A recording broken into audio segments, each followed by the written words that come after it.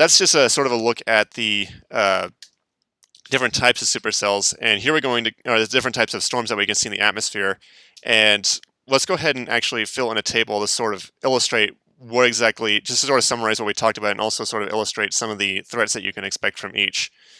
So for a single cell thunderstorm, typically those form in high CAPE environments, usually in excess of, usually CAPE values over 2,000 joules per kilogram. That's going to be supporting single cell thunderstorms. But you can also get single cells with less CAPE than that. Multicell and supercell thunderstorms, both of those typically form in moderate to high CAPEs. You can't CAPE environments. You can get supercells and multicells as low as even 1,000 joules per kilogram, sometimes even lower than that, especially in the southeast. But typically you'll have moderate to high CAPE, so usually around 1,000 to 3,000 joules per kilogram, or maybe even more than that if it's an especially volatile environment. And as we already said, single cell thunderstorms typically form in an environment that's characterized as having weak vertical wind shear, which is usually something we associate with a barotropic atmosphere.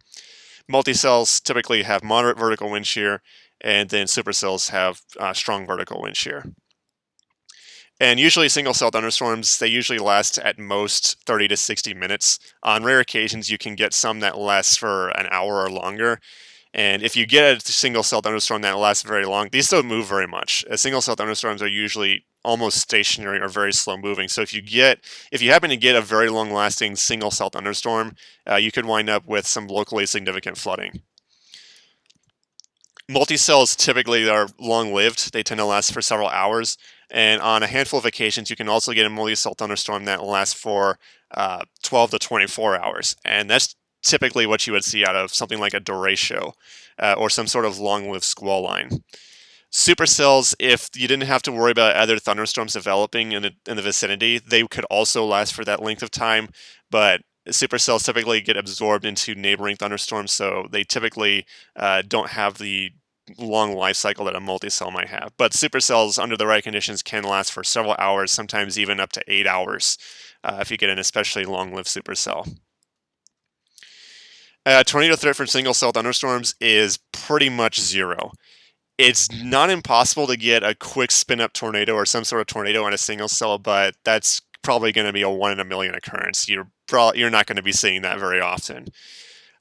Multi-cell thunderstorms, that's when you might have to start worrying about tornadoes. If there's enough low-level wind shear, sometimes multi-cells that then encompasses squall lines, derechos, those can produce brief, weak tornadoes, and on rare occasions they can produce stronger and longer-lived tornadoes, but usually the tornadoes you get from a squall line, which is again a multi-cell thunderstorm, usually those are going to be short-lived and tend to be EF0, EF1. And supercells, under the right conditions, these can produce the strong to violent long-track tornadoes that can cause which pose a much greater threat to life and property. Wind threat, single cells, these can produce strong downdraft winds that can approach severe limits. So these can produce 40, 50, even 60 mile per hour wind gusts. Usually, though, these are pretty harmless if you're on the ground. You can get some wind damage, but these are especially hazardous for aircraft. In fact, one of the more infamous, I should say, airline accidents that was caused by a single cell thunderstorm was Delta Airlines Flight 191, which was a flight coming to Dallas-Fort Worth International Airport. It flew through a single cell thunderstorm, and then the downdraft forced the airplane downward. I believe the story goes that the pilots overcompensated for the downward motion, and then they ended up stalling out, and they failed to reach the runway. So. Single cell thunderstorms, usually not much of a threat if you're at ground level, but these can be very hazardous for aviation. Multi-cell thunderstorms are usually going to be the big straight line wind producers, though. Squall lines typically produce strong winds, and usually sometimes those are severe, over 60 miles per hour. But on occasion, you can also get multi-cell lines that produce wind gusts that exceed hurricane force. And supercells, not really known for producing strong winds, but they can definitely produce strong straight line winds. Usually the strong straight line winds come in the rear flank downdraft, which is a downward moving current of air on the backside of the supercell. Sometimes the wind inside that current of air can exceed 60 miles per hour, and in some extreme cases it can even exceed 80 or 90 miles per hour. So supercells, they are not really known for producing especially strong straight line winds, but they can happen if you get a good supercell going. Single cell thunderstorms can pose a threat for hail, although usually they don't last long enough to really produce a lot of really big hail. Although, again, if you happen to get a single cell thunderstorm that is sufficiently long-lived, you can get an extremely large amount of small hail.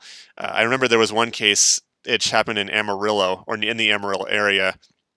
It was June 2013. There was a single cell thunderstorm that went up that afternoon, and it was producing small hail, and it pretty much sat in the same spot all afternoon until finally it's ran out of warm, moist air. And some of the pictures are just incredible. You actually ended up with, I think it was 2 to 3 feet of hail accumulation on the ground because this storm had just went up and just dropped endless amounts of small hail. Most of it was probably around penny size or smaller than that, but you can just see, like, and when you look at the pictures, there's just 2 to 3 feet of hail accumulation. And that must have been really strange to see during the summer, seeing all that ice on the ground in the middle of summer. But sometimes these single cell thunderstorms, if they last long enough, they can produce some especially extreme weather, but usually they don't last long enough to do stuff like that. Multi-cell thunderstorms can also produce large hail, usually not much larger than ping pong ball or golf ball size. That's about 1 3/4 inches in diameter. Sometimes multi-cells don't produce any hail at all, but they can produce hail under the right conditions. And then supercell thunderstorms, which is something we kind of alluded to in the earlier lecture, in the right environment, supercells can produce very large hail. And in the extreme cases, they can produce hail over 4 inches in diameter. And there have been some documented instances where the hail's gotten even larger than that. I believe the current record right now is for a supercell that formed in North Dakota, which, believe it or not, produced hail 8 inches in diameter. And I don't know about you, but I definitely wouldn't want to be under that thing. Flooding threat. If a single cell lasts long enough and can result in locally significant flooding, usually not much of a flooding concern, but if you get a single cell that lasts a really long time, then you might have to start worrying about flooding on a local level.